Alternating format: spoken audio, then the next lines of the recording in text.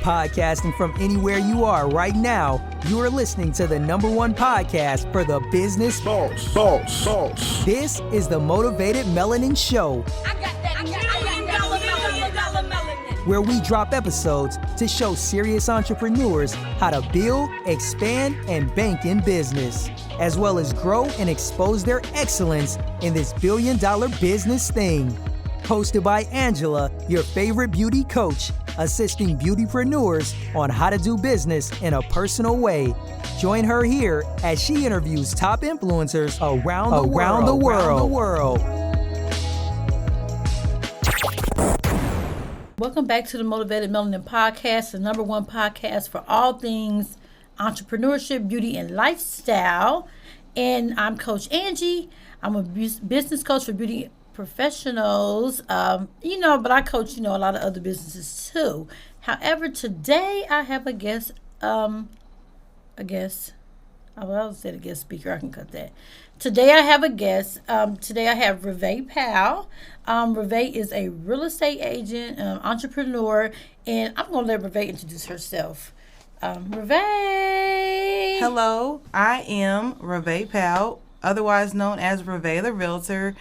I am a entrepreneur, and my goal is to make sure people know how to sell their home, buy a home, and invest and make money. So that's been my whole focus the whole time I've been in real estate. And, last year I got to help over 20 families. Oh, that's nice. Over 20 families. But you haven't always been a realtor. You haven't always been in entrepreneurship. So tell me how you got into... Tell me what you did before entrepreneurship and what brought you into this industry, the entrepreneurship industry. Okay, well, I started off with healthcare.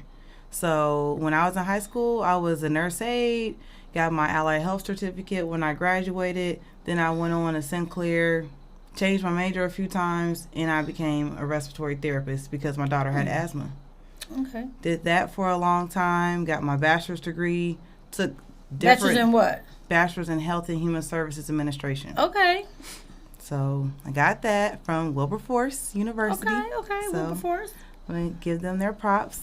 I also took different management jobs after that and just kept on working my way up until I became a director.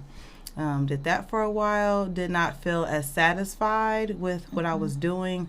And I had just got my real estate license before I accepted that position. So I took a leap of faith and left the healthcare world. Okay, let's back up a little bit. Mm-hmm. So you said you got your real estate license before you left your job. Yes. So what prompted you to do real estate, and what prompted you to do real estate? #1. Let's answer that question. Well, with COVID, and I know a lot of people, wanted to change their career path when COVID happened. It just made you stop and pause and think about things, and you had time to get something else done. So for a moment, I had time to go back to school, and I was working nights because I had a management job working nights, and I was able to just get that done. I was like, well, this is going to give me another option in case I don't want to do this anymore. Okay, but why did real estate become the option?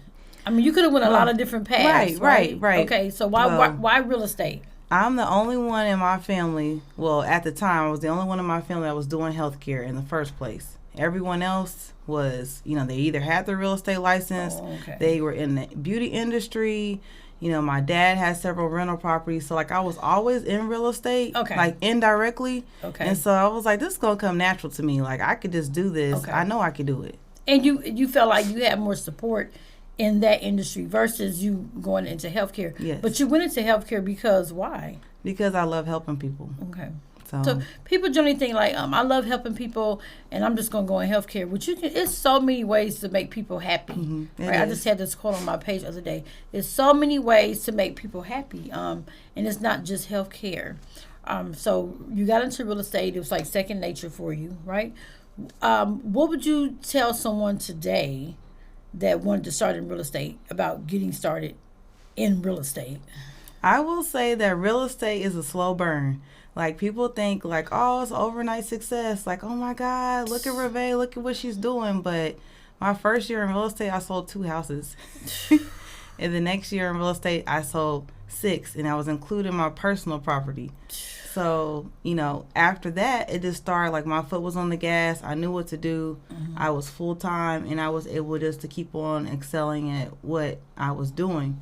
But it did not start overnight, and I want people to know that, because oftentimes people just say, hey, I want to jump in. I'm going to do this. I'm going to do that. No, it takes work. You have to be consistent, and it takes time. That's right. That's right. You're absolutely right. And everybody that say their job makes them mad, lays them off, I'm not going back to get another job. I'm just going to work for myself.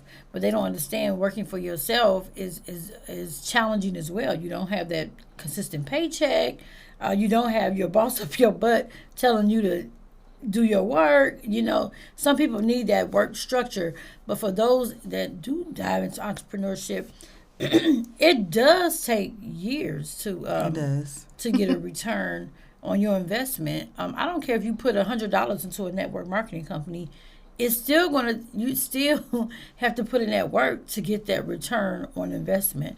And you may not triple or 10 times or 100 times that investment for at least probably 5 or 6 years. You won't see like a really good profit.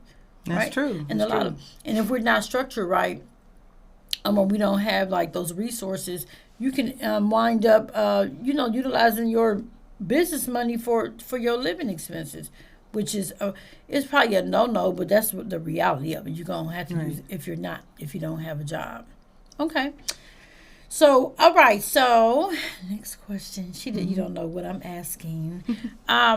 Tell me 3 people or books that have motivated you during your business journey. Well, one person that really motivated me, I would say, is like my stepmom. Like, she's just like rebuilt her business over and over again, and she's still like, you're like, wow, like you're still out there doing what you got to do to make it happen. So that's one person that's really motivated me a lot. Another person that I would say motivated me was just, basically like, I don't know. I know it's going to be taboo, but 50 Cent, I love his work ethic. Like, I love his work ethic or his attitude.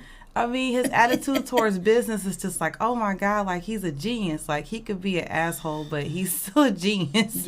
Yeah. So that's another person that, like, motivates me a lot. A-hole. He could be a-hole. We clean over here. Oh, a-hole. We clean over here. I'm so sorry. Yeah, we clean over here.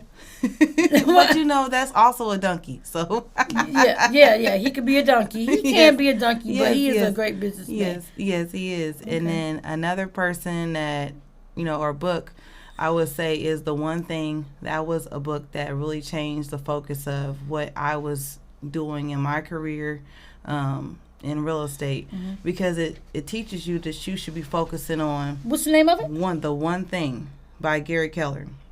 It's called what now? The One Thing. The One Thing by Gary Keller. Yes. Okay, and it teaches you what? It teaches you how to focus on the one thing that's important to you. So if your one thing is entrepreneurship and building other entrepreneurs, you should focus on ways to do that. Not, okay, I'm going to do this, and then I'm going to do that. And you're spreading yourself all over the place, and you're never going to reach that finish line because you're spread out too far. Yeah. So it taught me to have tunnel vision about my real estate business, and any other businesses that branch off from real estate is still tying back in to my real estate business. What's the name of this book again?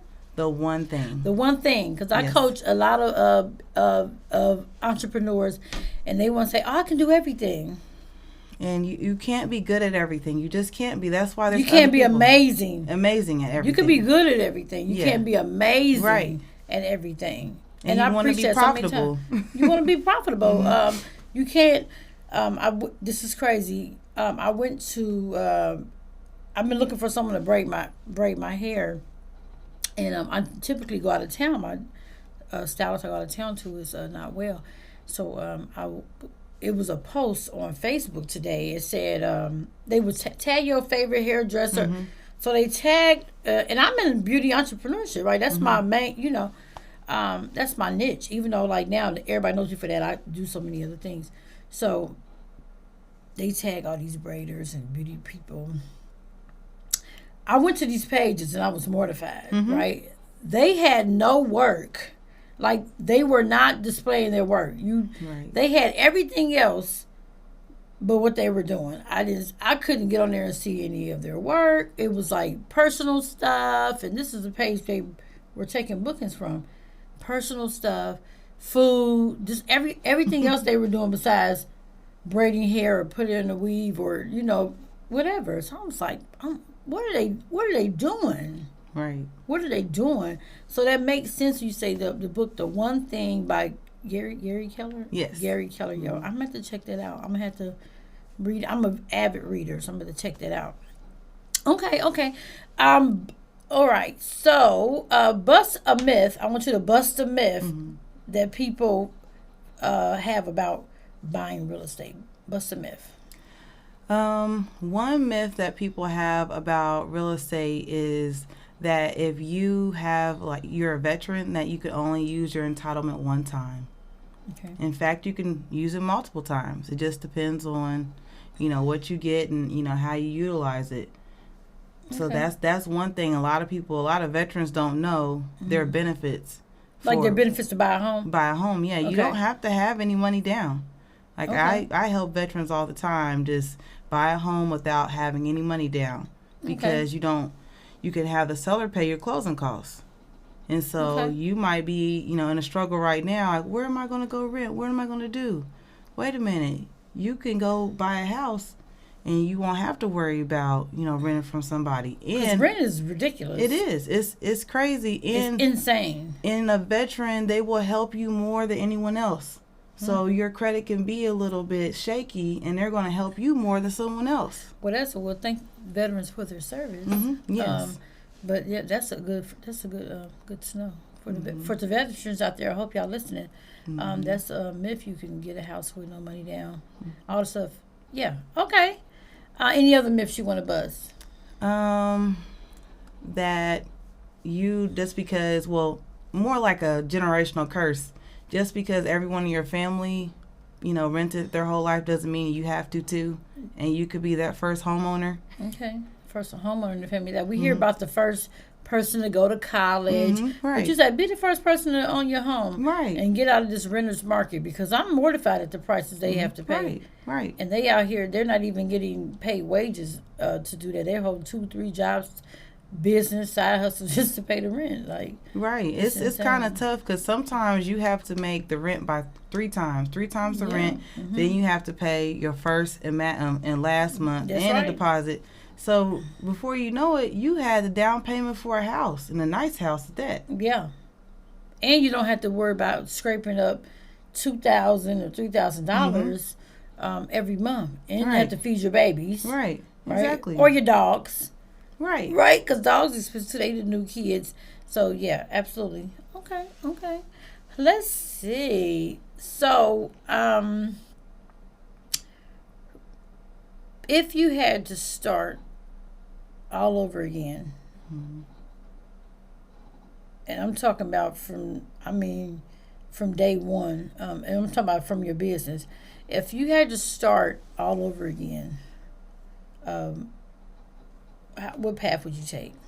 What would you do differently? The thing I would have done differently is I would have trusted my gut sooner, and I would have quit my director job sooner. Okay. Really? Yep. That's your phone? It's my watch. Okay. It's watch.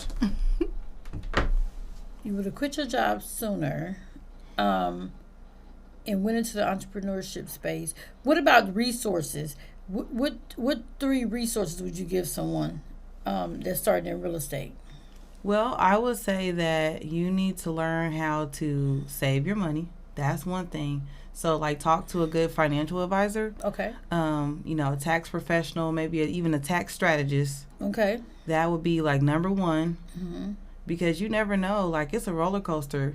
You never know, like, what you're going to get closed. 1 month, you might have, like, a great month. And then next 2 months, you might not close anything. You just don't know. Yeah. And you have to be able to budget. Like, you can't spend like you I like that.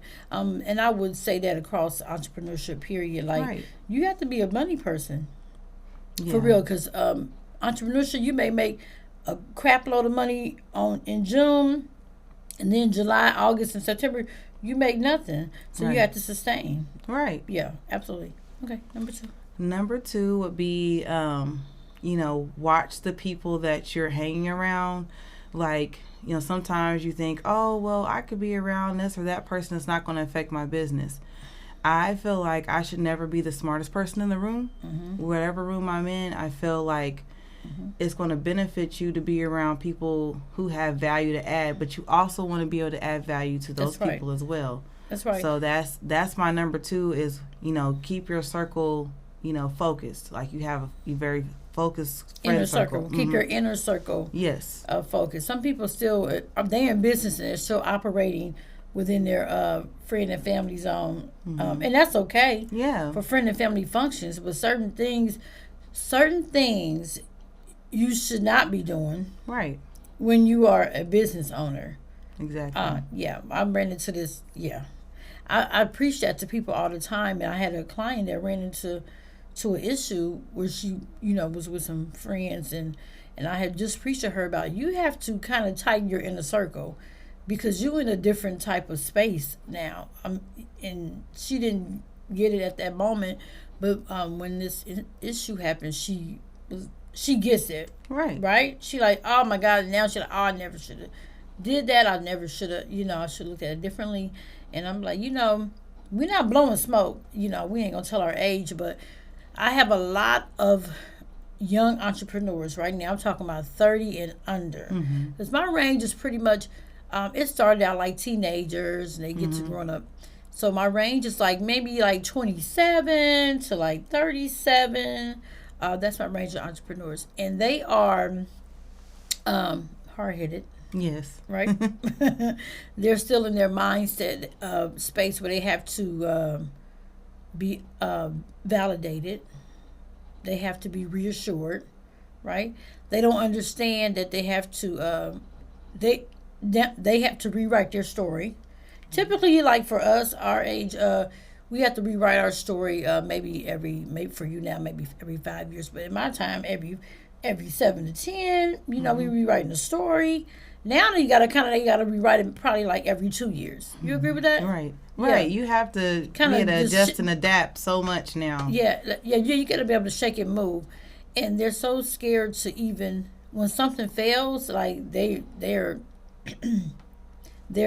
flustered. They can't go forward. They don't know how to pivot. They don't know how to shift. Right. Right. And that brings me back to you said my stepmother had to stop and start her business. How many times? Countless times she had to reinvent her business, and would you have to do that? You have to be dynamic, especially with the internet the way it is now. You cannot.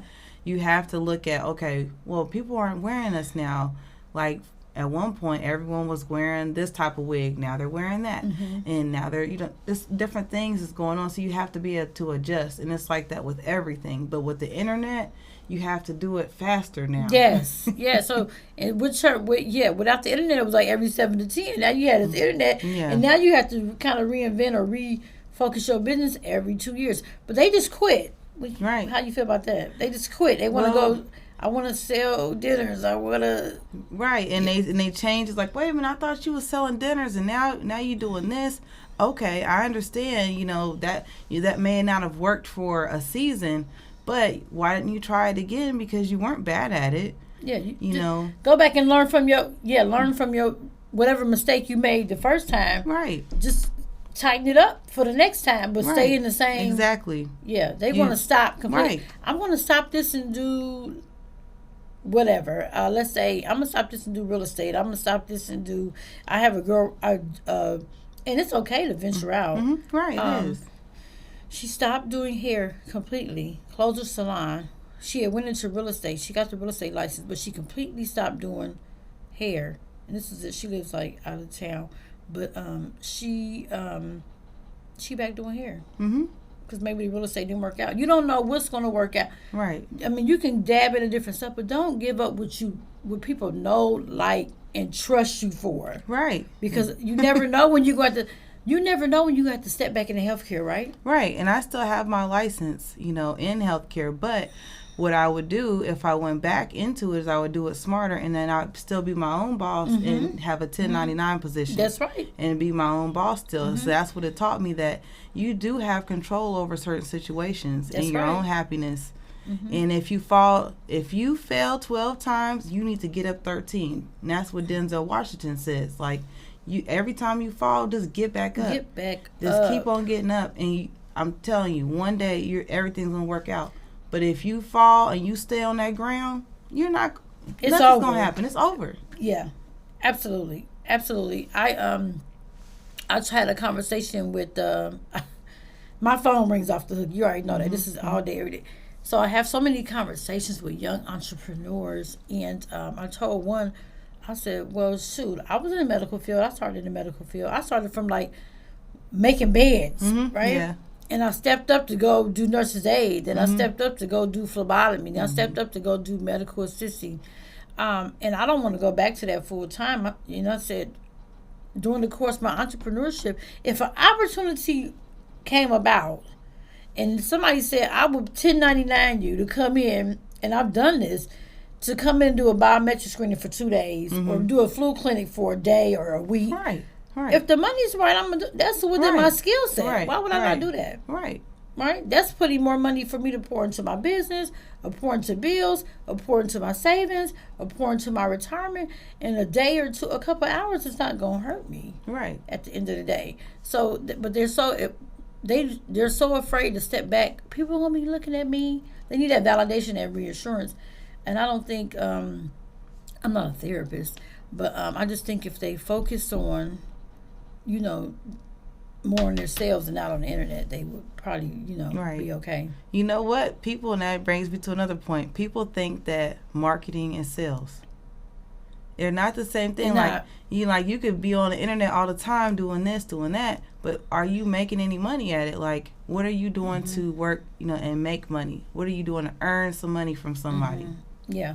They have to, they just want to put it up there to make the money. They're not even marketing. I'm just going to put it up there and I'm going to sell it. That is not how it goes. You have to put it in front of your client the right way. Right. You have to nurture your client. Your client needs to see it at least 12 times. Right. At least, the old school 12 times. Internet, they can see it a lot faster, yes. But it still has to be strategic. Several times, yes. Several times in different places. You can be on one platform, but is that really where your audience is? So marketing and sales definitely is two different things. And when you make the sale, how are you following up? How are you presenting your product to them? Like, how are you delivering it to them in a brown bag? I mean, what are you doing? Right. So, yeah, or you give them a thank you card. You give them a reason to come back. Like, they don't put in all those factors. They think I posted on social media and they're going to buy it. That's very, not true. Okay. All right. So, last question. Where can they find you on social media? You are on social media. Where can they find you? They can find me on TikTok. They can find me on Instagram. And they can find me on Facebook. I'm also on LinkedIn. Oh, okay, good. LinkedIn is getting pretty popular. It can be a little, I don't know. It's getting really good, though. If it was like if you're looking for a job, go to LinkedIn. But now really you can network. Now it's more of a networking thing. I told one of my girls the other day, I said, you over mentored and under networked, and I can't think of a better person that's that's more that's networked than you. Like, you go in a room, get along with everybody, right? Know who's good for you. You can go in any room and basically get along with anybody in any industry, right? I mean, I see you a lot of real estate stuff, but you can pretty much go anywhere and get along with everybody. How do you feel about, I don't know, we've been having this conversation about, I may or may not put this in there, but about people being cliquish, because you're not from Dayton. Right, exactly. Yeah, so, I'm not from here at all. And so sometimes, like, I don't even tell, people, if they know, they know, but a lot of times people will think that I'm from here because, like, oh, well, she knows this person, knows that person, but I just came here on the weekends because my dad, was here, and my mom, he lived in Troy, and so I was kind of back and forth, but most of my time was spent in Troy. So how do you feel about people when they say they clicked up, or they deal with certain type of people, or you feel like resources are given to a certain group of people versus another group of people? Well, I definitely feel like there's some gatekeepers, and there's quite a few. And, you know, I just look at it like this, like, hey, if I build my own table, then I don't have to worry about sitting at theirs. But I don't mind if they invite me to sit at their table as well. I just look at people's energy, and if they give good energy, then I want to be, you know, with them. But if they're not, all it takes is one time for you to show me who you are. Yes. And I'm going to believe you. Everything. And that's fine. And I don't care what connection you have. I don't like your energy. I don't need bad energy in my life. Yeah. So. Okay. I like that. Yeah, definitely some gatekeepers. But sometimes the gatekeepers are they're in a room where you're trying to get to. So how would you typically handle something like that? Well, typically, like, what I do when I see those positions like happening, I'm like, okay, well, this person is this type of a gatekeeper, but this other person, like, okay, I could work with them. I'm going to work this out, and watch, before you know it, I'm going to be right there. Yeah. And before you know, if I put my mind to it, that's exactly where I'm going to go. And so that's how I've been able to get past some of those challenges. Yeah. Because a lot of times it's people's familiarity with people. Like, oh, I went to high school with them, or, you know, we went to college together. Well, you know, I didn't do either of those things with you, but this is who I am right now. This is the authentic me. I work hard. I do this. And I deserve this. Yeah. And so, and a lot of times, you know, if it's meant to be, it's going to happen. Yeah, absolutely. I agree with that. Okay. Do you have anything that I haven't asked you that you want to share? It can't be a promo, but. Well, not really. I just appreciate the opportunity to come on and kind of, you know, give a little bit more insight about who I am and what I stand for. So. Okay. What do you do outside of business? What do you do for fun? Besides do karaoke? Yeah. Hey, I'm down for karaoke anytime, but I'm a big foodie. When I leave here, I'm probably going to go hit up the Ugly Duckling or something. I don't know. I just seen that. I just seen that. Yeah. That's inspirational. So is it? Yeah, it's so good. The food is so good. Like, there's a guy that he's from here in Dayton, and he like makes pancake batter. Uncle Booth's Pancakes. Love his pancakes. You can get the batter, but they sell it there, and so I just like to support like local businesses and stuff, and other people that are, you know, local, wanting to do something to help Dayton. So. Yeah, that's funny. I just seen that on Instagram actually, and I was like, okay, that's pretty inspirational. I'm a foodie, but I'm more of a fine dining foodie. Oh yeah. Yeah, so take me to the fine. Yeah, but I like small restaurants, so I like to support. Thank you for coming on to the podcast. You look so cute. Thank you. Thank you again for another episode of the Motivated Melanin Podcast. Thank Ravae for the Realtor for coming on today. And check her coat out, y'all. She looks so cute. I wish we could have got. She always dressed to impress. So thank you again. We'll see y'all for the next episode. Thanks for listening to the Motivated Melanin Show with Coach Angela. If you like her show and want to know more, check her out on Instagram at iamangela.co. And please leave her a review on Apple Podcast.